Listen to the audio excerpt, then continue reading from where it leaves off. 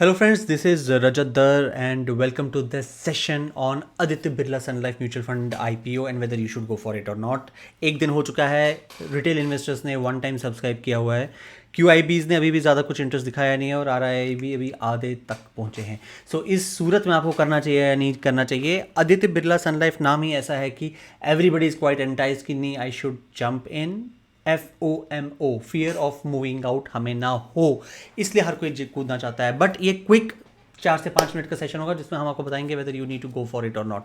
सो simple thing है कि हालांकि ये fourth largest company in mutual fund space है, लेकिन एक ही फैक्टर है जो इसको अलग करता है जितने भी आपने पहले IPOs देखे हैं इन म्यूचुअल फंड स्पेस, जैसे HDFC म्यूचुअल फंड. वो ये है कि it is the only such NBFC जिसकी कोई भी सिस्टर कंपनी बैंकिंग में नहीं है, एंड ये उस कैटेगरी में नंबर 1 है. तो जैसे मिराई एसेट हो गया, Mirae asset is a mutual fund company in India but उसका कोई बैंक नहीं है, वैसे ही आदित्य बिरला सन लाइफ का कोई सिस्टर कंपनी नहीं है जिसकी बैंक नहीं है, एंड ये उस कैटेगरी में नंबर 1 है. नॉर्मली लार्जर लैंडस्केप में इट इज़ ऑन नंबर 4. अगर हम बात करें AUM एसेट साइज की, वो 2900 बिलियन डॉलर्स के आसपास है, बिलियन रुपीज़ के आसपास है, और ऑल्टरनेटली 29,000 करोड़ के आसपास का इनका एसेट साइज है. फोर्थ प्लेयर है. अगर हम वैल्यूएशंस या बाकी मेट्रिक्स की बात नहीं करूँगा, मैं कोर मेट्रिक्स की बात करूँगा, whether you should need to go for it और नॉट. इसकी जो लिस्टिंग हुई है, जिस प्राइस पॉइंट पे हुई है, that makes it at the pat of 2022 का जो पैट है उसका 33.1 टाइम की वैल्यूएशन पे है. और अगर हम इनकम की बात करें तो पिछले 3 साल में अगर आप देखेंगे इसका प्रॉफिट आफ्टर टैक्स पैट बढ़ रहा है, और वही चीज़ है जो हर जगह नियरली मार्केट की जा रही है या मार्केट हो रही है फाइनेंशियल वेबसाइट्स पे, कि प्रॉफिट आफ्टर टैक्स कंपनी का बढ़ रहा है. बट अंडरलाइंग फैक्ट ये है कि it is not the income that is increasing. मतलब प्रॉफिट बढ़ रहा है, इनकम नहीं बढ़ रही है, क्या है उसका मतलब है कि इनकम फ्रॉम ऑपरेशंस, इसका कोर जॉब क्या है, इन्वेस्टमेंट मैनेजमेंट करना थ्रू फंड्स. उसके थ्रू जो रेवेन्यू ये जनरेट करते हैं, टॉप लाइन जो revenue generate from its operations है, that is sliding down from 2019 to 2021. तीनों साल में उसका रेवेन्यू नीचे आया है. रेवेन्यू नीचे आया है, इसकी फीस कमीशंस इनकम्स नीचे आए हैं. और अगर आपको प्रॉफिट आफ्टर टैक्स बढ़ता हुआ दिख रहा है, वो इसलिए दिख रहा है क्योंकि इनके employ benefits and other cost इन्होंने कट डाउन किए. उस कॉस्ट कट डाउन होने की वजह से नेट रेवेन्यू आपको ज़्यादा दिख रहा है. So technically it is on the losing ground if you see the last even 2020, 21 and all these factors. अगर हम बाकी पैरामीटर्स की बात करें, price to earning ratio, P ratio, जो कि ये बताता है कि ये स्टॉक ज़्यादा महंगा है या नहीं है, it is trading at 39 P. तो 39 का P is very high for a company which is a fourth player from the top into the market. It was around 45 around 3 years back, but obviously क्योंकि numbers down हो रहे थे तो उनका P ratio भी नीचे आ गया. अगर हम रिटर्न ऑन इक्विटी और रिटर्न ऑन एसेट्स की बात करें, return on assets was around 29 और वो रिड्यूस होकर अराउंड 26 हो गया है. अगर रिटर्न ऑन इक्विटी की बात करें, वो 35 से रिड्यूस होकर 32, 33 हो गया है. सो रिटर्न ऑन इक्विटी है slide down, return on assets है slide down, obviously because the income है slide down.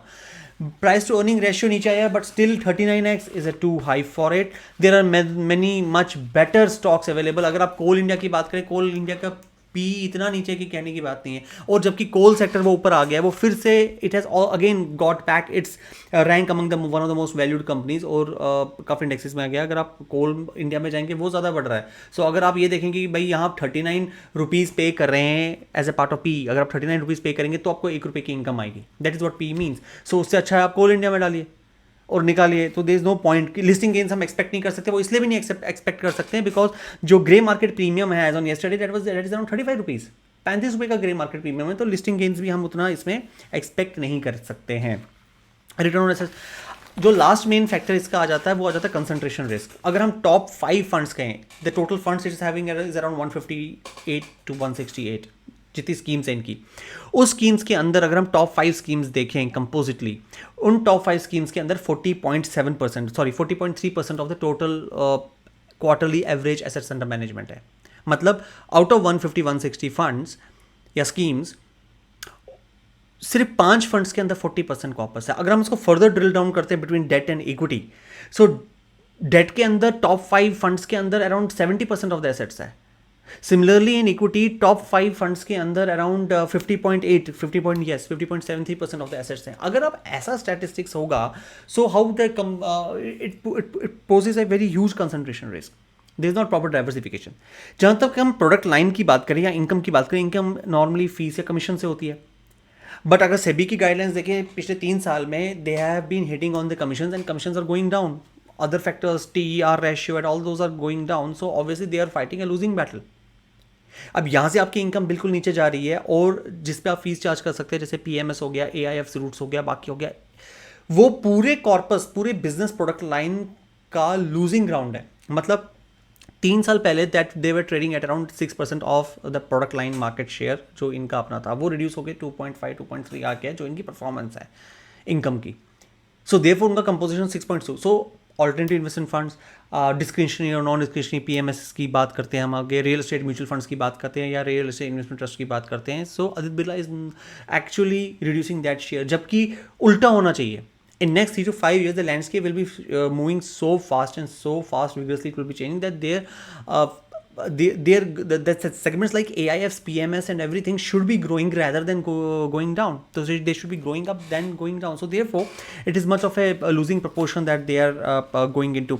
From our parlance, if you ask, we are not quite gung-ho on it because there are better opportunities outside. The opportunity risk is too high, and paying 33 or 39 rupees for this is actually throwing money to dumps. So we are not looking at it. Although there would be people who might be interested, but those can be risk takers. Don't leverage, don't take money on the margin to fund for it for listing gains. We don't expect it, but you never say you are not quite confident about how the euphoria in the market unwinds and when the people start dumping money into the stock, just like the Zomato happened. But unlike Zomato, it doesn't have any other moat or a USP that will actually attract investors.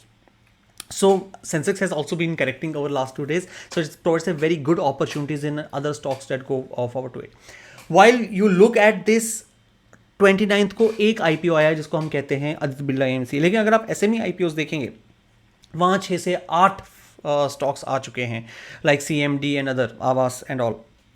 So though there are a couple of other opportunities that have come up, so you can also look at SME IPOs. There are also some of the very good ones that have performed better. So if you have a gift of gab and you have a quite a high risk appetite and you want to venture quite deep into this IPO territory, you can also go for SME IPOs. But please consult before taking any call or any decision based on this video. Consult your financial advisor or a broker or a banker before you take a call. And for us, it's a big no. But stay invested, stay healthy. Thank you so much, and we'll be connecting with you soon. Bye-bye.